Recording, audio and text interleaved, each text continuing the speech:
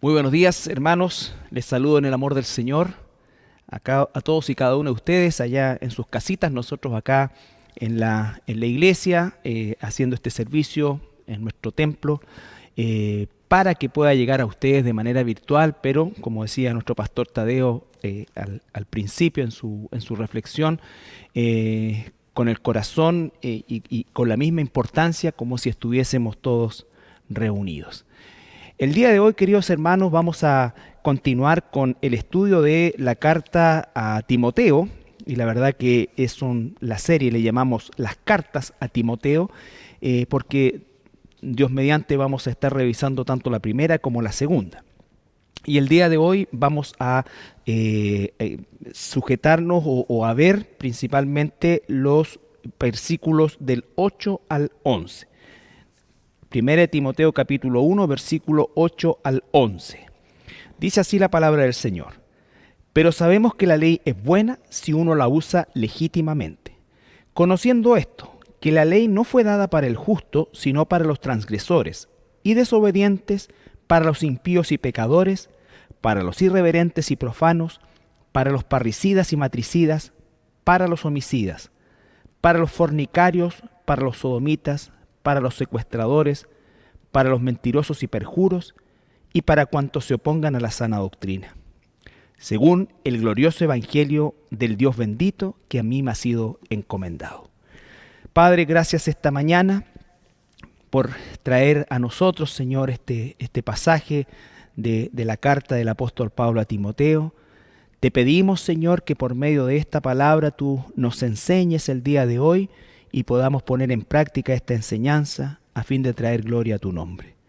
Gracias, Padre amado, en el nombre de Jesús. Amén.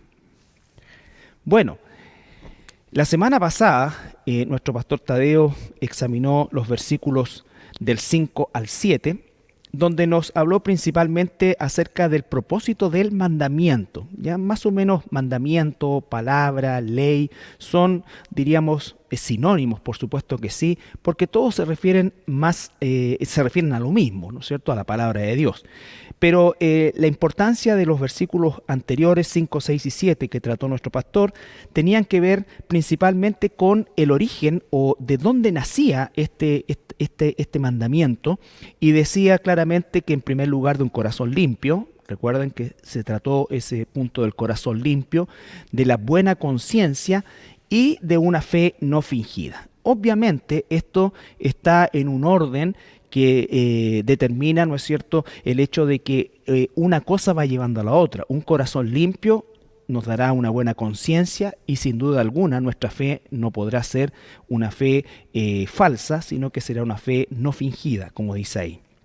Ahora, ¿por qué Pablo toca esto? Porque no nos olvidemos que en el versículo 3 del capítulo 1 dice: como te rogué que te quedases en Éfeso cuando fui a Macedonia, para que mandases a algunos que no enseñen diferente doctrina. Ese era el propósito, y ese es el propósito de esta primera carta de Pablo a Timoteo, la introducción ya de falsas doctrinas por medio de líderes o de personas que estaban comenzando ya a salir a la luz, ¿no es cierto?, sus verdaderas intenciones en cuanto a su presencia en la iglesia. Vemos que en primer lugar, y la clave de esto es siempre distinguir que estaban enseñando diferente doctrina. Eso es fundamental, enseñando diferentes doctrinas.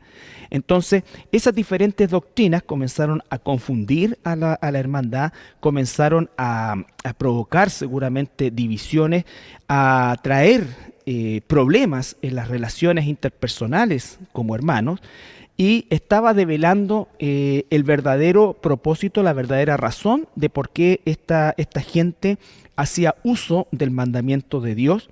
Lo hacía con un corazón no limpio, lo hacía con una mala conciencia y su fe no era genuina.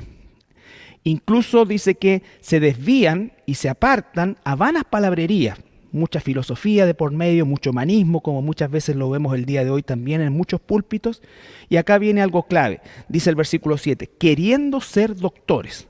Vale decir que su egocentrismo y su deseo enfermizo de reconocimiento y de, en definitiva, ser llamados doctores, maestros, apóstoles el día de hoy y tantas otras cosas que van en desmedro de la imagen y la gloria de Cristo. ¿Por qué? Porque estas personas están buscando abiertamente una gloria propia, están buscando un reconocimiento y están buscando de esa forma, ¿no es cierto?, tener una cantidad de títulos acumulados que le permitan diferenciarse del resto de la gente y a través de esa diferenciación producir y provocar una forma de enseñanza o de gobierno en la iglesia en cuestión que está absolutamente reñido con la forma que la iglesia nos enseña. Esa gente estuvo entrando y mostrándose en la iglesia de Éfeso y ha sido así a lo largo de la historia de la iglesia cristiana y es así en la historia actual, contemporánea de la iglesia cristiana en general. Desgraciadamente vemos con demasiada frecuencia personajes con estas características que en definitiva lo que hacen es enseñorearse del rebaño, traer una enseñanza, una doctrina torcida y finalmente trayendo también dolor y confusión al rebaño. Tenemos que saber, el apóstol Pablo, recuerda esta misma iglesia de Éfeso, cuando allá en el capítulo 20 los llama para despedirse, él les dice, ¿no es cierto?, que él no ha rehuido enseñarles todo el consejo de Dios y que tengan cuidado porque de ellos mismos incluso van a levantarse personajes con estas características que van a revelar que en realidad no es que solamente se desviaron, sino que nunca fueron. Eso es fundamental, la diferencia entre alguien que por ignorancia puede estar enseñando algo equivocado o que le falta información, como en el caso de Apolo, no sé si se recuerdan ustedes, que finalmente Priscila y Aquila lo instruyen de una forma mucho más profunda y mejor y complementan lo que él sabía. Es distinto de que alguien definitivamente y de forma mañosa esté enseñando mala doctrina o una doctrina torcida. ¿Ya? Ahora, el día de hoy vamos a analizar desde el versículo 8 al 11, donde dice, pero sabemos que la ley es buena. Esto es importante, porque Pablo bajo ningún punto de vista está atacando la ley ni el mandamiento. Lo que está haciendo es digamos, denunciando a los maestros falsos y está denunciando también y exponiendo esa falsedad en la que ellos caen, pero que no tiene que ver con la ley, que es buena. Y agrega, si se usa legítimamente. Ciertamente estos personajes van a andar con una Biblia bajo el brazo. Estos personajes hablaban de pasajes bíblicos seguramente, pero los torcían. ¿Cómo es que lo pueden torcer? Tal como lo hizo Satanás en el monte de la tentación con el Señor Jesucristo, utilizando la palabra no con un corazón limpio, no con una buena conciencia, sino todo lo contrario, todo lo contrario. Entonces, por eso es que es tan importante recordar el Salmo 119:65 que dice, la suma de tu palabra es la verdad, ¿no es cierto? Usted tiene que aprender a tener discernimiento porque estos personajes van a usar pasajes bíblicos, van a usar enseñanzas que están en la Biblia, pero lo van a hacer de forma torcida, ¿ya? Entonces, dice que la ley es buena si se usa legítimamente. Si nosotros vamos a el Salmo 19, vamos a rectificar esto tanto en el Antiguo como en el Nuevo Testamento. Salmo 19,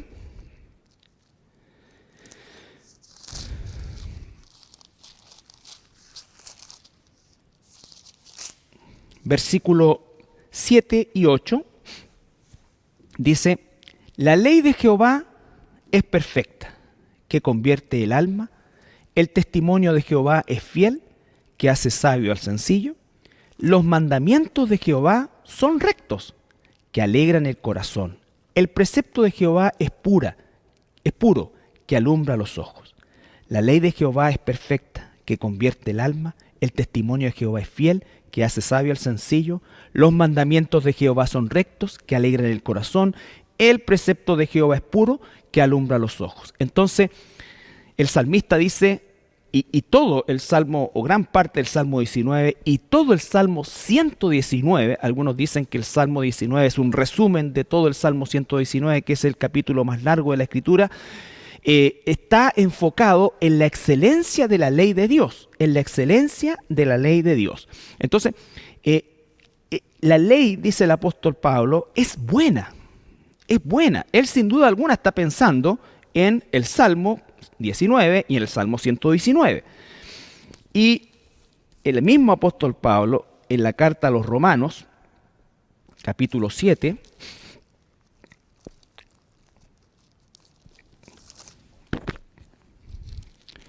versículo 12,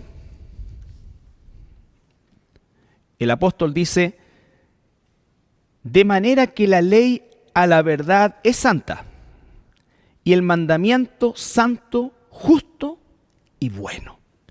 Entonces Pablo está ratificando lo que el salmista dice en el Salmo 119, 8 siglos o 9 siglos después lo está ratificando el apóstol, diciendo que la ley a la verdad es santa, el mandamiento santo, justo y bueno.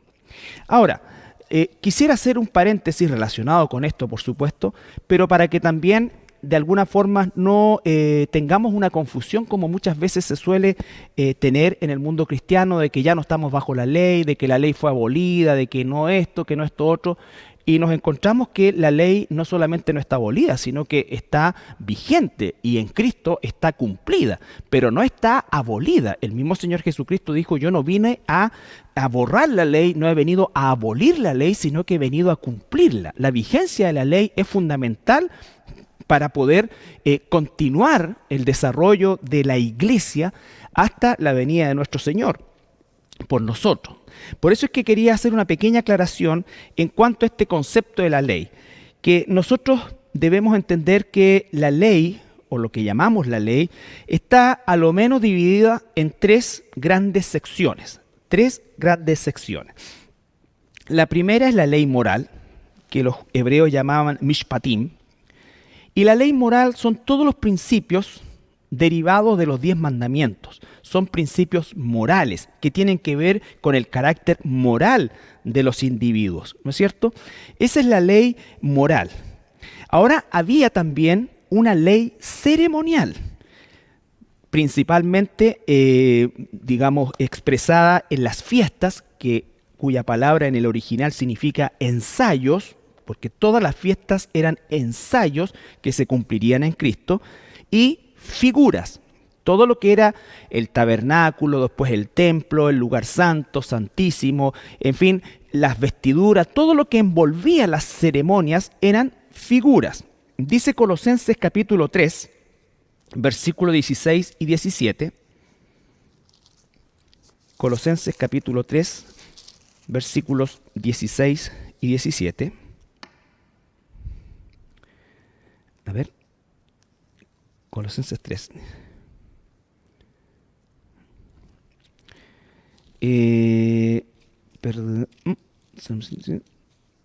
Perdón. Hebreos capítulo 9, eso es, Hebreos capítulo 9, versículo 1.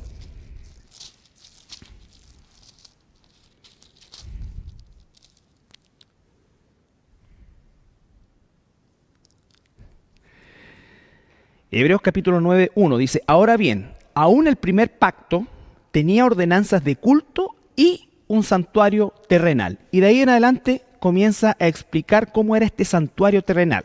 Pero fíjese que utiliza la palabra tenía en un tiempo pasado, ¿no es cierto? Porque recuerden que el mismo libro de Hebreos dice que Jesús no entró en un tabernáculo hecho por hombres, sino que en el verdadero que está en el cielo. Por lo tanto, el que estaba en la tierra era solamente una ordenanza, ¿no es cierto? Era una figura, una figura. Ahora, en el capítulo 10, versículo 1, del mismo libro de Hebreos,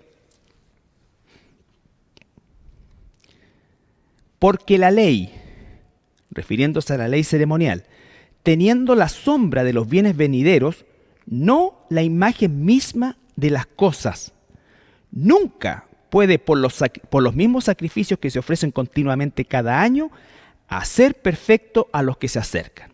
Entonces dice, la ley era una sombra, era una figura que jamás por sí sola podría hacer o acercar o hacer perfecto a alguien o hacer a alguien salvo o apto para estar en la presencia de Dios. Entonces, tenemos la ley moral, identificada principalmente en los 10 mandamientos. No olvidar también que en el tema de los 10 mandamientos, Jesús complementa todo esto cuando dice, le hace la pregunta el fariseo, ¿se acuerdan ustedes? Mateo capítulo 22, versículo 34 al 40, lo anota nomás. Mateo 22, 34 al 40, el fariseo le pregunta, maestro, ¿cuál es el mandamiento más importante? Y Jesús le responde, amarás al Señor tu Dios con todo tu corazón, con toda tu mente, con toda tu alma, y a tu prójimo como a ti mismo. Y a tu prójimo como a ti mismo. Y eso, ¿saben lo que es? Es un resumen de los 10 mandamientos, donde los primeros 4 mandamientos tienen que ver con nuestra relación con Dios y los siguientes 6 mandamientos tienen que ver con nuestra relación con los demás. La relación horizontal. Los primeros 4 mandamientos están en relación vertical y los 6 mandamientos siguientes están en relación horizontal. No matarás, no codiciarás, no hurtarás. Todo eso tiene que ver con nuestra relación horizontal. Y Jesús le dice, de estos 2 mandamientos, ¿no es cierto? O en estos 2 mandamientos se sostiene toda la ley y los profetas. Entonces, el mandamiento ceremonial era el mandamiento de los ensayos y las figuras, y hay algunos que ven un tercer tipo de ley que tiene que ver con la ley civil específica que regía a Israel como una teocracia. Por ejemplo, si nosotros analizamos el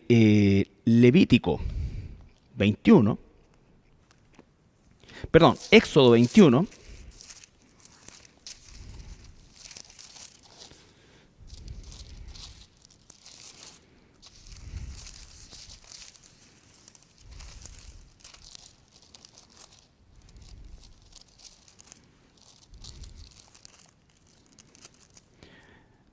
aparece ahí, por ejemplo, leyes sobre los esclavos.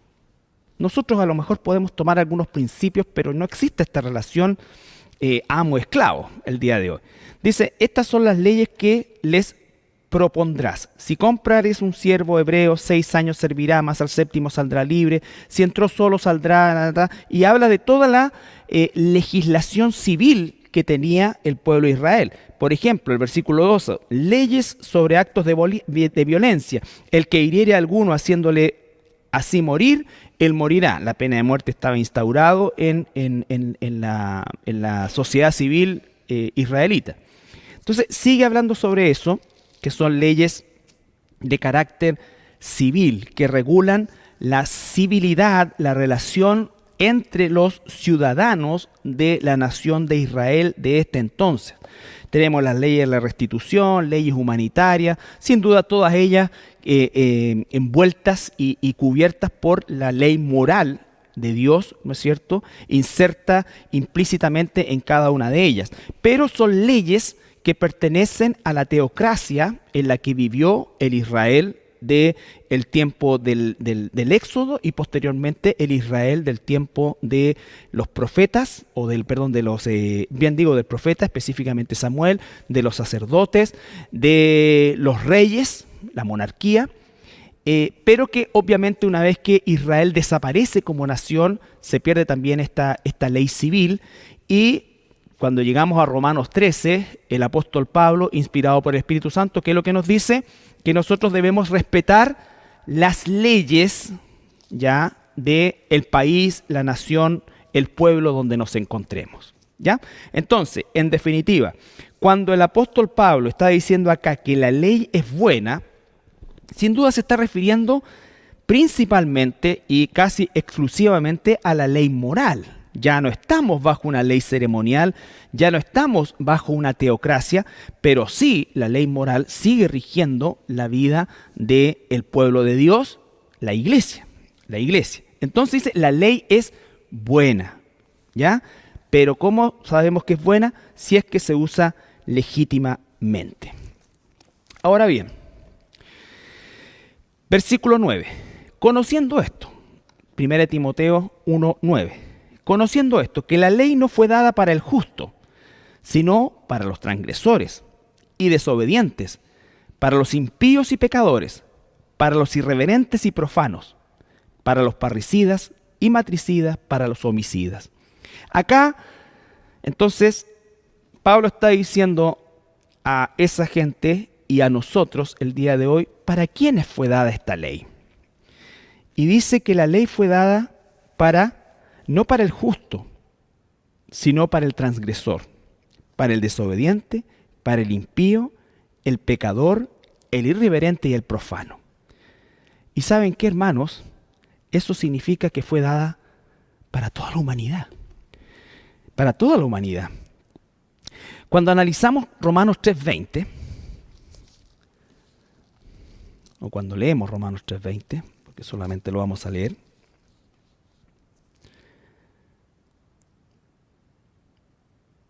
ya que por las obras de la ley, ningún ser humano será justificado delante de él, porque por medio de la ley es el conocimiento del pecado. Ahí mismo en Romanos 3, pero el versículo 10 dice, como está escrito, no hay justo ni aun uno, no hay quien entienda, no hay quien busque a Dios. Todos se desviaron a una y se hicieron inútiles. No hay quien haga lo bueno, no hay quien haga lo bueno, no hay ni siquiera uno. ¿Qué está diciendo con esto el apóstol Pablo, que escribió Romanos también? Está diciendo que la ley es buena, pero la ley es una mala noticia para la humanidad. Es una mala noticia para la humanidad porque revela o nos revela realmente cuál es nuestra condición delante de un Dios santo, 3 veces santo, y ver que nuestras obras, como dijo, nuestras buenas obras inclusive a los ojos de los hombres, como dice el profeta Isaías, son trapo de inmundicia. Entonces, cuando dice que la ley no fue dada para el justo, significa que esa ley, aunque siendo buena, me estoy refiriendo aquí específicamente a la ley moral, por sí sola jamás pudiera llevarnos a salvación, sino que el propósito de la ley, como lo leímos ahí en Romanos, esa ley moral, es demostrarnos y mostrarnos que nosotros somos pecadores, que hemos sido irreverentes, que hemos sido profanos, que hemos sido transgresores, que hemos sido desobedientes a esa ley, y nos muestra en definitiva que esa ley moral, el estándar de Dios, aunque es buena en sí, a nosotros nos condena. A nosotros nos condena. Entonces, ¿cómo es que se estaba utilizando ilegítimamente esta ley? Era justamente haciendo los fariseos, los religiosos, los judaizantes que estaban en el tiempo de Éfeso, y el día de hoy podríamos decir cualquier persona que pretenda que a través de un buen comportamiento por sí solo, una norma moral que se sigue, Dios debiera recibirlo porque es una buena persona. No existen las buenas personas. Todos somos pecadores. No hay justo ni aún uno. Estamos hablando de la relación vertical, ¿no es cierto? Estamos hablando de la relación vertical. Entonces, el impacto que produjo en el apóstol Pablo, conocedor, erudito de esta ley, ¿no es cierto? Pero cuando el Espíritu Santo entra en su vida, el Espíritu Santo produce una transformación, y el primer impacto es que el Espíritu Santo le muestra al apóstol Pablo quién verdaderamente es Dios y le muestra quién es verdaderamente Pablo. Y entonces nosotros revisamos Romanos capítulo 7,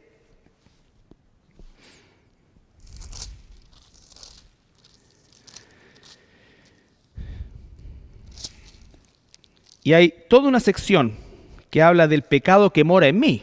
Estamos hablando del apóstol Pablo ya como un hijo de Dios. Él está explicando mucho acerca de la ley, ¿no es cierto? Y justamente enseñando esto que estamos tratando de transmitir nosotros. La ley es buena, pero la ley es una mala noticia para el ser humano, es una mala noticia para nosotros porque nos muestra nuestra pecaminosidad, ¿no es cierto? Y el versículo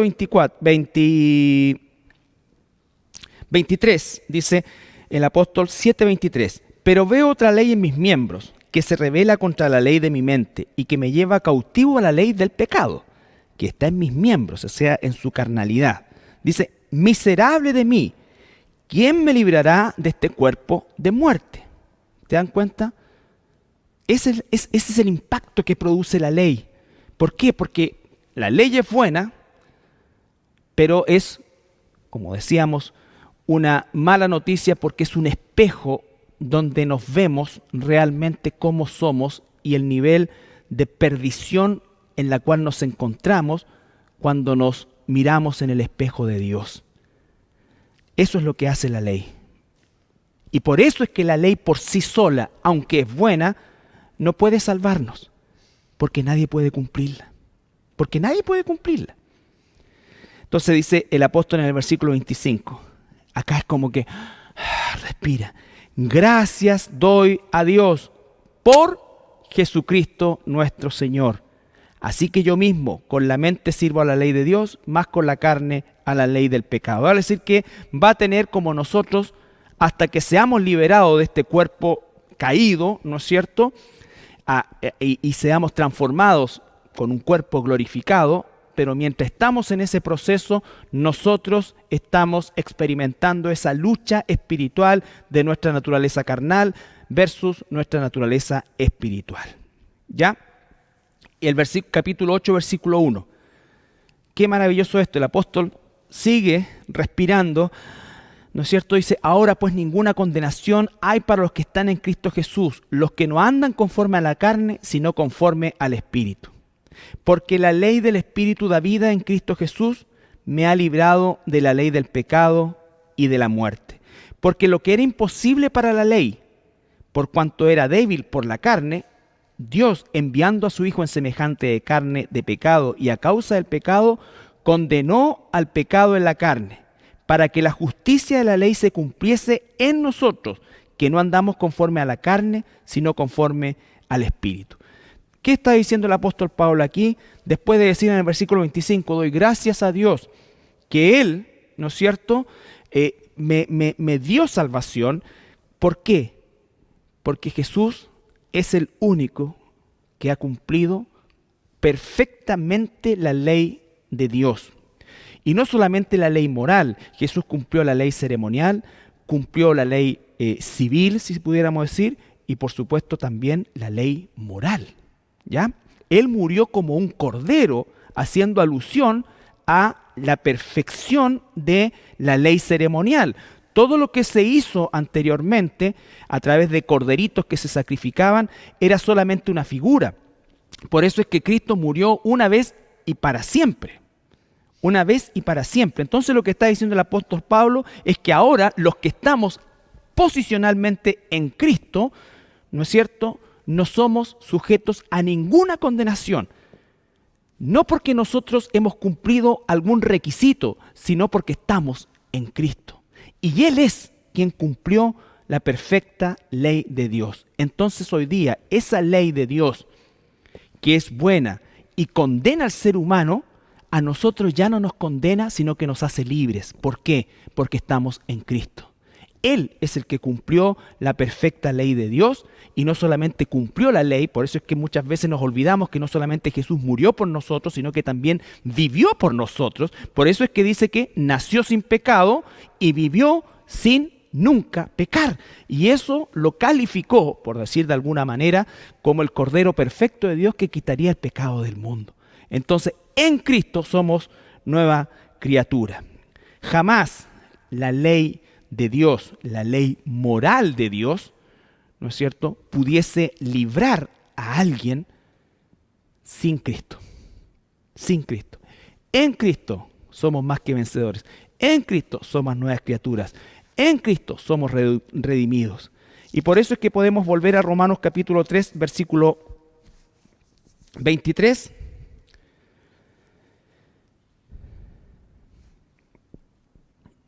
Por cuanto todos pecaron y están destituidos de la gloria de Dios. La ley de Dios me muestra que yo estoy completamente destituido de la gloria de Dios. Pero aquí viene lo maravilloso. Siendo justificados gratuitamente por su gracia mediante la redención que es en Cristo Jesús, a quien Dios puso como propiciación por medio de la fe en su sangre para manifestar su justicia a causa de haber pasado por alto en su paciencia los pecados pasados. Entonces siempre la ley es buena, pero la ley, cuando es conocida y cuando es expuesta a alguien, a un pecador como lo éramos nosotros sin Cristo, esa ley es la peor noticia que recibimos, porque esa ley nos condena. Esa ley nos condena. Ahora, ¿cuál es la buena noticia? Que en Cristo nosotros somos cumplidores de esa ley por extensión, y además de eso, nosotros somos, al ser adoptados en la familia de Dios, ya no sujetos a ninguna condenación, sino que todo lo contrario, como dice más adelante el apóstol Pedro, que estamos nosotros, bendito sea el Dios y Padre de nuestro Señor Jesucristo, que nos dio toda clase de bendiciones en Cristo Jesús. Entonces se revierte el proceso de una manera fantástica en la cual nosotros no tenemos ninguna injerencia. Por eso es que la salvación no es por obras, dice Efesios, sino que es por fe. Fe en lo que Cristo hizo. Fe en lo que Cristo hizo. Volvemos a 1 de Timoteo, el pasaje que estamos viendo. Versículo 8-9. Pero sabemos que la ley es buena si uno lo usa legítimamente. Ya vimos eso. Conociendo esto, que la ley no fue dada para el justo. ¿Qué pasaba con esta gente? Se creía justa, se creían buenos, se creían honorables, ¿no es cierto? Y la figura de los fariseos lo dice todo. O sea, ellos no podían tener conversaciones con personas que consideraban profanos. Y así también hay muchas personas el día de hoy que pueden llegar a pensar que no necesitan, en el fondo, una transformación moral porque han sido buenas personas toda su vida. Por eso es que la convicción de pecado es la puerta de entrada a la salvación. Si no hay convicción de pecado, como alguien dijo alguna vez,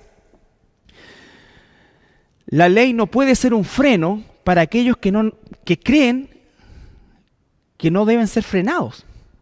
La ley no es moralmente pura para alguien que cree que su moral es suficiente. Entonces, eso es lo que pasa. Eso es lo que pasa cuando las personas creen, ¿no es cierto?, que la moral o la obra de un ser humano por sí sola puede ser acepta delante de Dios. No. Isaías lo dijo claramente, es un trapo de inmundicia delante de los ojos de Dios. Puede que puede que impresione a otros seres humanos, pero nada impresiona a Dios. Lo único que mueve la mano de Dios, el corazón de Dios, la voluntad de Dios, es su Hijo. Es su Hijo. Ahora, en Cristo, nosotros somos más que vencedores. En Cristo somos salvos, en Cristo somos herederos y todo lo que se desprende de las bendiciones que Dios nos da. Versículo 9 ahí mismo dice: conociendo esto, que la ley no fue dada para el justo, espero que ninguno de ustedes se sienta justo por sí solo.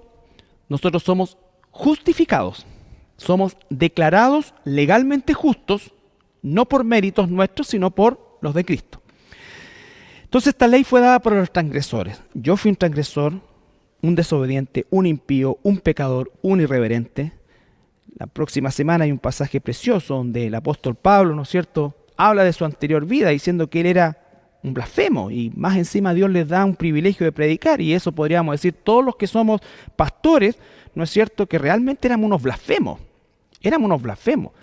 No que anduviéramos diciendo Dios no existe, no, simplemente el hecho de abrir nuestra boca y decir cosas contrarias a la ley de Dios y hablar de Dios sin ser hijos de Dios, entonces nos constituíamos en blasfemos. Pablo no está diciendo que él garabateaba a Dios, estaba diciendo que hablaba de Dios sin ser su hijo y por lo tanto hablaba de su propia carnalidad. ¿Ya? Entonces dice, pecadores, irreverentes y profanos, y ahora agrega al final del versículo 9, a los parricidas y matricidas. Y aquí el apóstol va a hacer un pequeño resumen de los 10 mandamientos también. Por ejemplo, parricidas y matricidas hace mención al 5.º mandamiento, honrar padre y madre, ¿no es cierto? O sea, para esa gente fue dado. Para los fornicarios, para los sodomitas, está haciendo mención al mandamiento de no cometer adulterio, entendiendo el concepto de adulterio o no solamente al hecho de tener relaciones o tener relaciones sexuales fuera del matrimonio, no. Está hablando de cualquier inmoralidad sexual, porque agrega después los sodomitas, que son específicamente la desviación sexual de la homosexualidad o del lesbianismo. Para los secuestradores hace alusión al mandamiento de no robar. No robarás, ¿no es cierto? Y ya sabemos que cada uno de estos mandamientos Jesús lo elevó más alto que la acción. Dijo, el que piensa en matar ya es un homicida. Entonces nadie podría decir yo no soy o no fui un homicida, yo no he matado a nadie.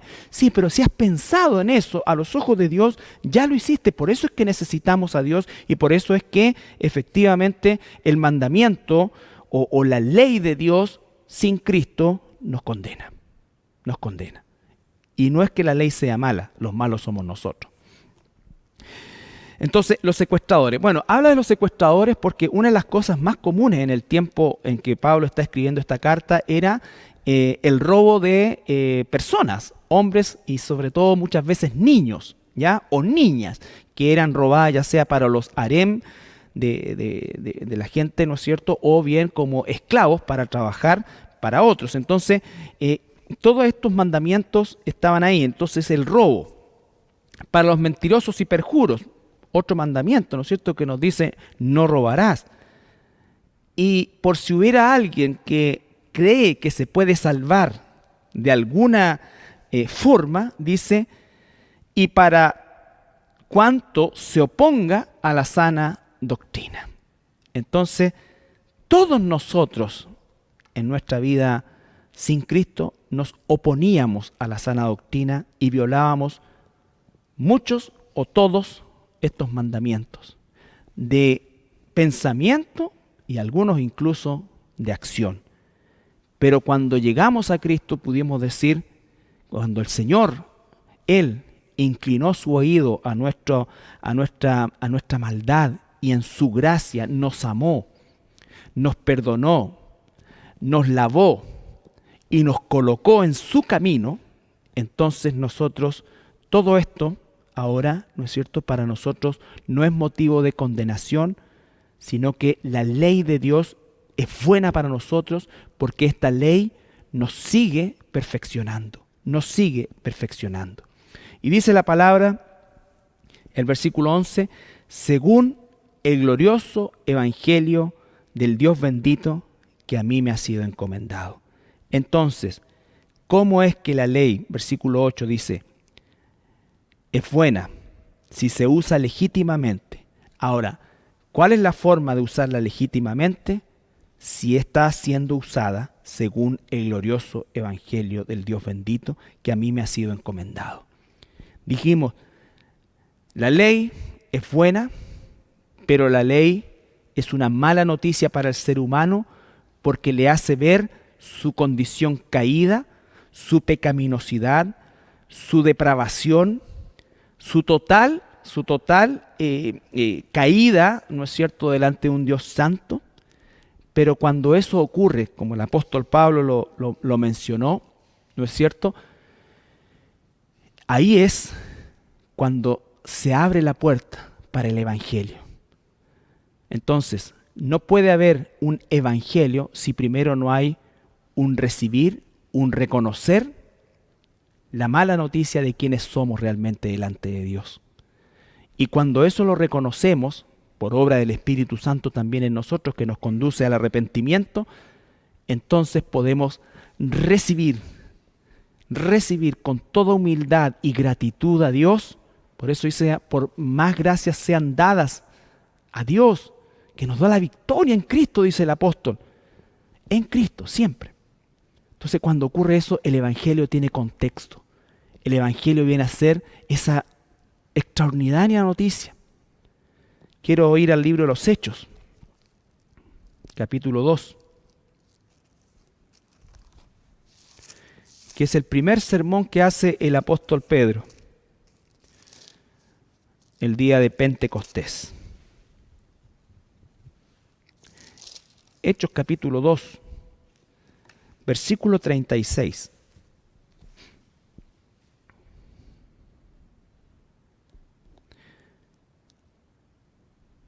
Pedro ha utilizado todos los pasajes o una gran cantidad de pasajes, entre esos el Salmo 110.1, Proverbios, ha utilizado Isaías también para demostrarle a esos judíos que era su primera audiencia en este día de Pentecostés, una de las 3 fiestas fundamentales dentro del calendario judío.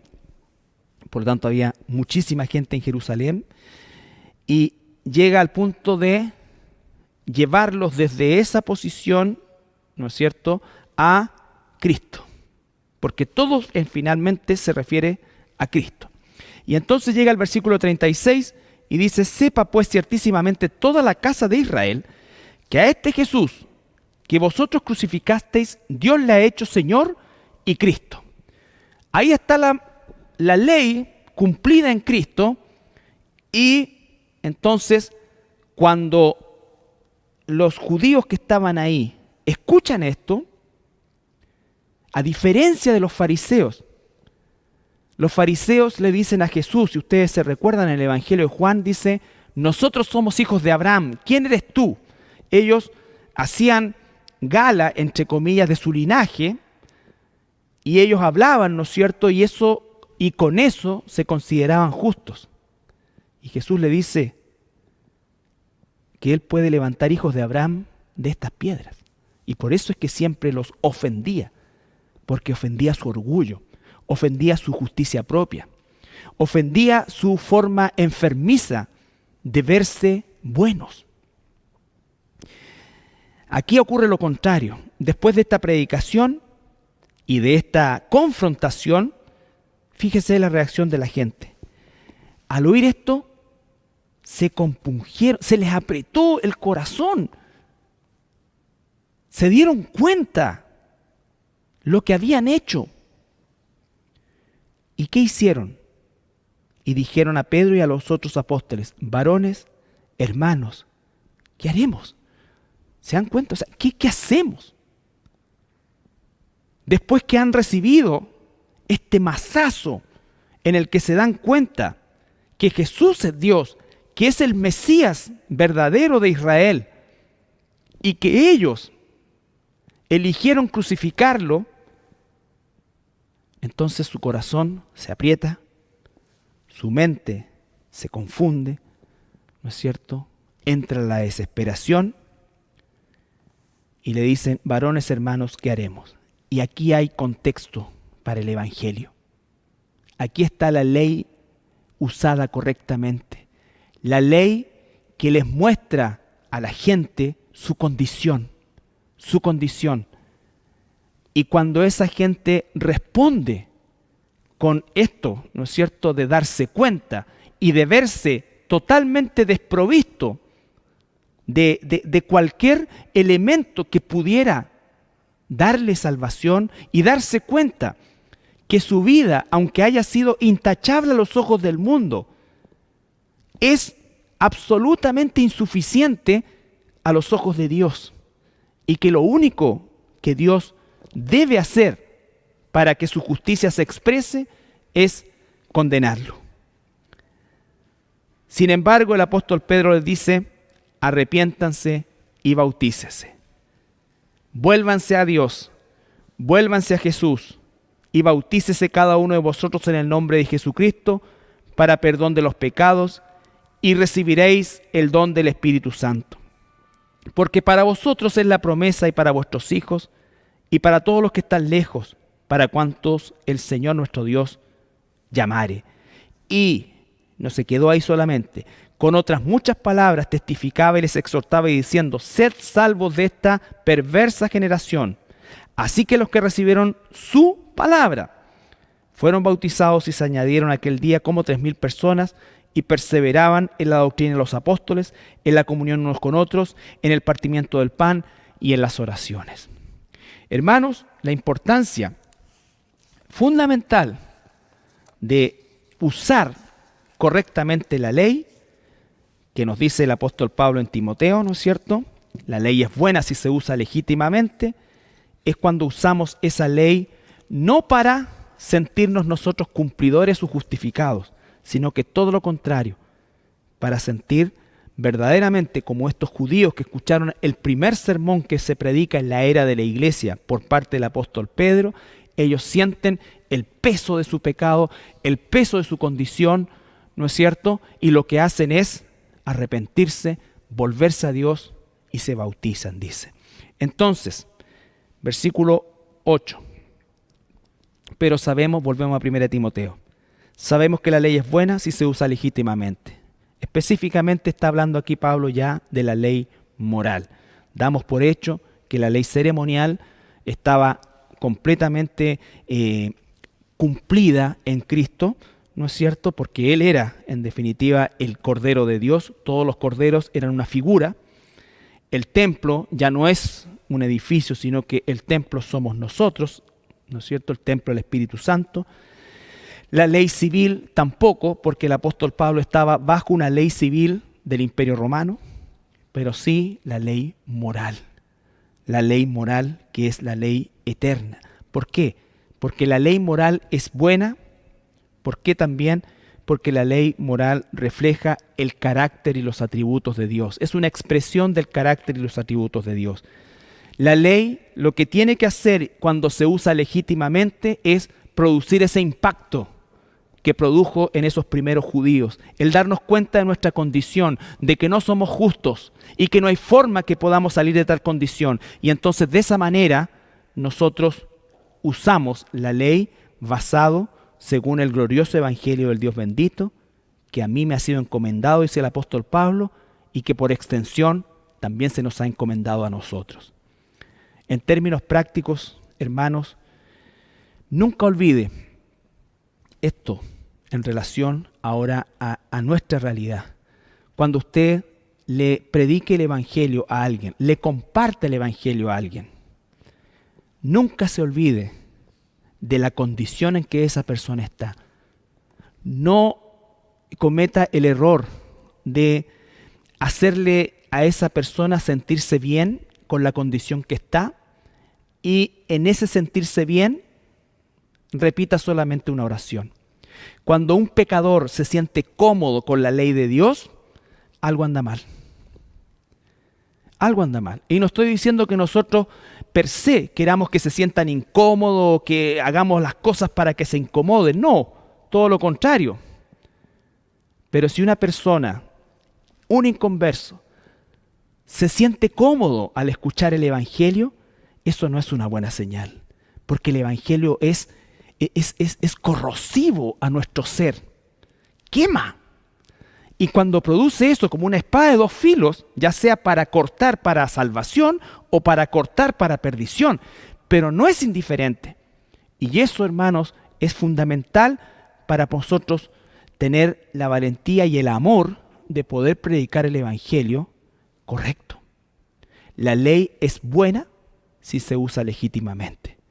La ley, si se usa ilegítimamente, se va a transformar en una maldición para aquel que crea que como está, que sin arrepentirse, que sin reconocer su pecaminosidad, que creer que es bueno o por lo menos o a lo más no es tan malo, que en realidad Dios tiene que hacer pocos cambios en mí porque yo en realidad he sido una súper buena persona toda mi vida. Y cuando le decimos, mira, Cristo te ama, lo que tienes que hacer tú es repetir esta oración, nosotros estamos colocando ascuas sobre la cabeza de las personas. Tenemos que tener el corazón, por eso orar y decirle a las personas, de alguna manera que con nuestras palabras haya también un tono de real, de muchas veces de desesperación. Pero las personas tienen que reconocer cuando son expuestas a la ley de Dios su condición, para que así tenga contexto el evangelio. Eso es usar la ley que es buena de forma legítima. Vamos a orar. Padre, te damos gracias esta mañana por tu palabra y te pedimos, Señor, que lo que aprendemos, porque es la misma ley que estamos siguiendo el día de hoy nosotros por medio de tu palabra y por medio de ella, Señor, que hemos sido redimidos por tu gracia y hemos sido expuestos a tu palabra y hemos reconocido por la obra del Espíritu Santo nuestra insuficiencia. pero a la vez, Padre, hemos sido bendecidos y nuestro gozo está en que somos salvos por la gracia de nuestro Señor Jesucristo y su obra redentora en la cruz. Enséñanos a usar esta ley que es buena, pero a usarla correctamente. No para transformarnos en legalistas que oprimen a los demás, sino que en verdaderos hijos tuyos, que como dice el apóstol Pablo en la carta a los Corintios, les rogamos que se reconcilien con Dios. Pero no hay reconciliación si primero no se reconoce el conflicto. Y no hay reconocimiento de ese conflicto si primero no entendemos cuánto hemos ofendido a Dios. Gracias, Padre amado, te doy en el nombre de Jesús. Amén.